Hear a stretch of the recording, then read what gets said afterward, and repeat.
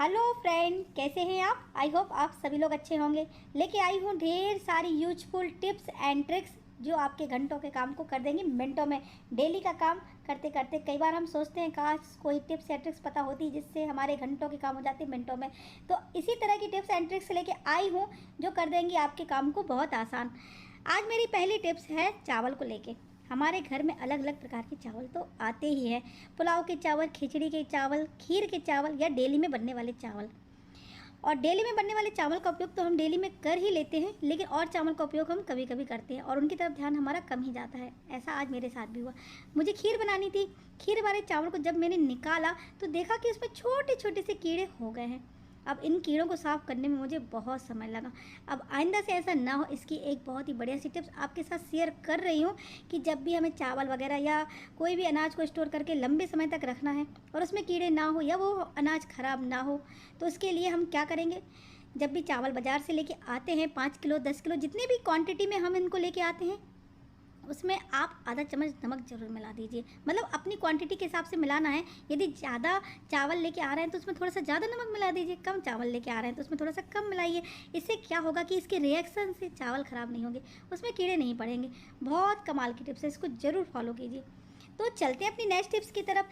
आटा तो डेली घर में हम गूंथते ही हैं और रिंग वगैरह हाथ में पहने रहते, तो देखते हैं कि रिंग में आटा लग जाता है। देखने में बहुत बुरा लगता है और इसको साफ़ करने में समय भी बहुत वेस्ट होता है।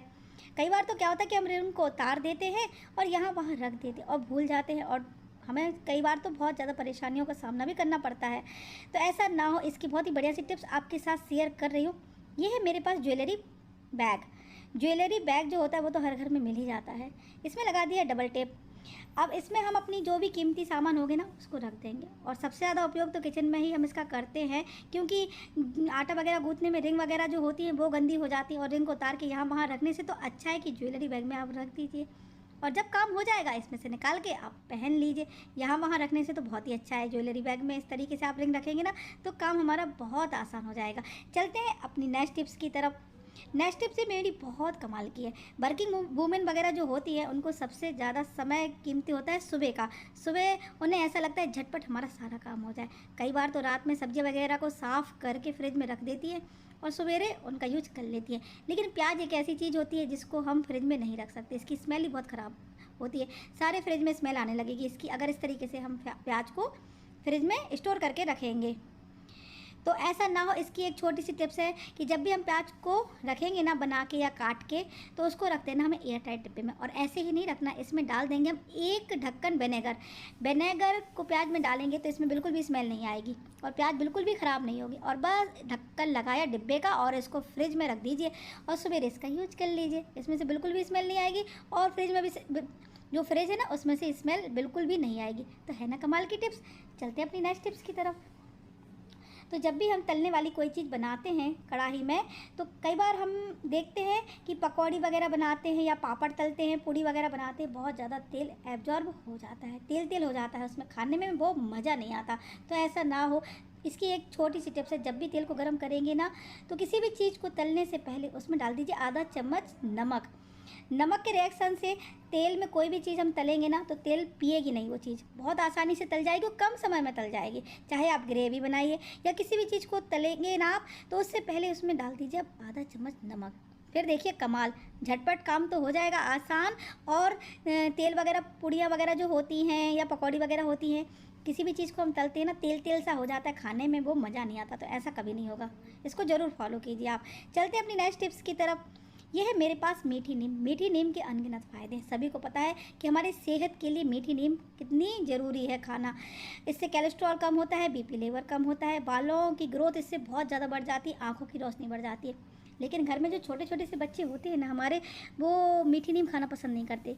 ग्रेवी वगैरह में या पुलाव वगैरह में किसी भी चीज़ में हम डालते हैं तो बीन बीन के अलग कर देते हैं। ऐसा ना हो, इसकी टिप्स एक शेयर कर रही हूँ कि जब भी हम ग्रेवी वगैरह बनाएंगे तो टमाटर के साथ में आप मीठी नीम को पीस लीजिए। उनको पता भी नहीं चलेगा कि आपने किस ग्रेवी वगैरह में मीठी नीम का उपयोग किया हुआ है। और बस आसानी से हम इसको खा लेंगे।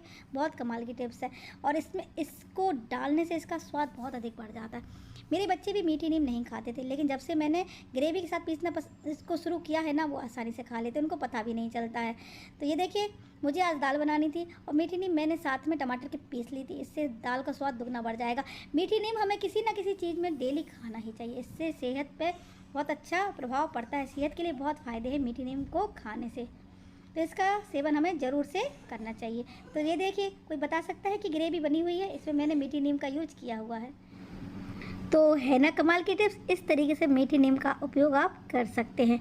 चलते हैं अपनी नेक्स्ट टिप्स की तरफ। तो कई बार हम देखते हैं कि आटा वगैरह जो हम गूंथते हैं ना, उसकी रोटी, पूड़ी या पराठे अच्छे नहीं बनते। ऐसा क्यों होता है? ऐसा इसलिए होता है कि हम आटा गूंथने में कई बार गलतियां कर देते हैं। आटा गूंथते समय उसमें सबसे पहले डाल दीजिए नमक, और उसके बाद इसको तो हल्के कुनकुने पानी से हमें गूंथना है, और उसके बाद इसमें मिला देना है दूध। अब आप सोच रहे होंगे कि आटा गूंथते समय दूध का क्या यूज़ है? बहुत कमाल की टिप्स है। ज़्यादा नहीं मिलाना, सिर्फ आप इसमें मिला दीजिए 4-5 चम्मच दूध, और फिर देखिए आप मैजिक। आप पूड़ी बनाएंगे, पराठे बनाएंगे, रोटियां बनाएंगे, इतनी बढ़िया फूली फूली रोटी, पराठे, पूड़ी बनेंगे और बिल्कुल सॉफ्ट। दूसरे दिन खाएंगे तो भी आपको लगेगा नहीं कि आपने एक दिन पहले की रोटी, पराठे या पूड़ी खाई है। कई बार क्या होता है कि मैं सफ़र में जाते हैं जब हम, तो पूड़ी पराठे वगैरह लेके जाते हैं, और दूसरे दिन जब हम उनका यूज करते हैं ना, कड़क हो जाती हैं या टूटने लगती हैं। कई बार तो उनका स्वाद भी बदल जाता है, खाने में अच्छी नहीं लगती वो। तो जब भी हमें सफ़र में जाना होना, तो आटा जो गूंथते हैं उसमें ज़रूर से दूध आप मिला दीजिए। फिर देखिए आपकी रोटी, पराठे, पूड़ी इतने बढ़िया मुलायम मुलायम बनेंगे ना कि आप सोच भी नहीं सकते कि ये आप फ्रेश खा रहे हैं या पुरानी खा रहे हैं। तो मुझे जब भी सफ़र में जाना होता है ना, मैं हमेशा आटे को दूध से ज़रूर सनती हूँ, और फिर मेरा जो आटा है ना, वो लंबे समय तक पूड़ी पराठे वगैरह चलते हैं, वो बिल्कुल भी ख़राब नहीं होते। और देखिए मैं बेल के आपको बता रही हूँ, इससे जो पूड़ी पराठे या रोटी वगैरह बनती हैं, बहुत फुली फुली बनती हैं। डेली में भी इसका उपयोग हम कर सकते हैं। जब भी आटा उसने ना, उसमें थोड़ा सा, ज़्यादा नहीं, थोड़ा सा दूध ज़रूर मिला दीजिए। बिल्कुल सॉफ्ट सॉफ्ट और फुली फुली रोटियाँ बनेंगी हमारी, बिल्कुल 101% मेरी गारंटी। आप इस टिप को ज़रूर फॉलो कर सकते हैं। तो ये देखिए, इस तरीके से जैसे मैंने वीडियो में करके बताया ना, आटे को सनते समय उसमें थोड़ा सा दूध हमें ज़रूर से मिला देना है। और ये देखिए, एक भी रोटी ऐसी नहीं होगी जो फूले ना। सारी रोटियां बिल्कुल रुई जैसी सॉफ्ट बनेंगी और फूलेंगी। जितनी रोटी हमने बनाई हुई है, सारी रोटियां फुली फुली बनेंगी। तो इस तरीके से जब भी आटा सनते हैं ना, उसमें दूध ज़रूर मिला दीजिए। तो ये देखिए, जितनी रोटियां मैं बना रही हूँ, सारी रोटियां फुली फुली हैं। और सुबह की रोटी शाम को भी खाएंगे तो ऐसा लगेगा जैसे रोटियां आपने अभी अभी बनाई हो। बिल्कुल सॉफ्ट और नरम रोटियां बनेंगी। तो है ना कमाल की टिप्स। इस टिप्स को आप ज़रूर फॉलो कीजिए। तो देखिए फ्रेंड, आज मैंने इतनी सारी यूजफुल टिप्स आपके साथ शेयर की हुई हैं। इनमें से सबसे अच्छी टिप्स आपको कौन सी लगी, प्लीज़ मुझे कमेंट करके ज़रूर बताइए। लाइक कीजिए, शेयर कीजिए। यदि चैनल पर नए हैं ना, तो सब्सक्राइब ज़रूर कीजिए। Thank for watching. Okay, take care, bye bye.